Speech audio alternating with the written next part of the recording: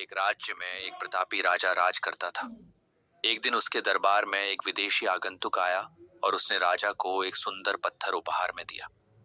राजा वह पत्थर देख बहुत उसने भगवान विष्णु की प्रतिमा का निर्माण कर उसे राज्य के मंदिर में स्थापित करने का निर्णय लिया और प्रतिमा निर्माण का कार्य राज्य के महामंत्री को सौंप दिया।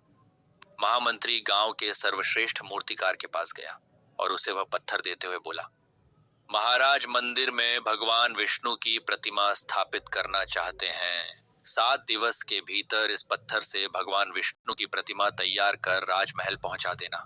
इसके लिए तुम्हें 50 स्वर्ण मुद्राएं दी जाएंगी। 50 स्वर्ण मुद्राओं की बात सुनकर मूर्तिकार खुश हो गया और महामंत्री के जाने के उपरांत प्रतिमा का निर्माण कार्य प्रारंभ करने के उद्देश्य से अपने औजार निकाल लिए। अपने औजारों में से उसने हथौड़ा लिया और पत्थर तोड़ने के लिए उस पर हथौड़े से वार करने लगा, किंतु पत्थर जस का तस रहा।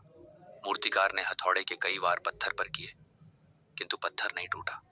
50 बार प्रयास करने के उपरांत मूर्तिकार ने अंतिम बार प्रयास करने के उद्देश्य से हथौड़ा उठाया, किंतु यह सोचकर हथौड़े पर प्रहार करने के पूर्व ही उसने हाथ खींच लिया कि जब 50 बार वार करने से पत्थर नहीं टूटा तो अब क्या टूटेगा। वह पत्थर लेकर वापस महामंत्री के पास गया और उसे यह कह वापस कर आया कि इस पत्थर को तोड़ना नामुमकिन है, इसलिए इससे भगवान विष्णु की प्रतिमा नहीं बन सकती। महामंत्री को राजा का आदेश हर स्थिति में पूर्ण करना था, इसलिए उसने भगवान विष्णु की प्रतिमा निर्मित करने का कार्य गांव के एक साधारण से मूर्तिकार को सौंप दिया। पत्थर लेकर मूर्तिकार ने महामंत्री के सामने ही उस पर हथौड़े से प्रहार किया और वह पत्थर एक बार में ही टूट गया। पत्थर टूटने के बाद मूर्तिकार प्रतिमा बनाने में जुट गया।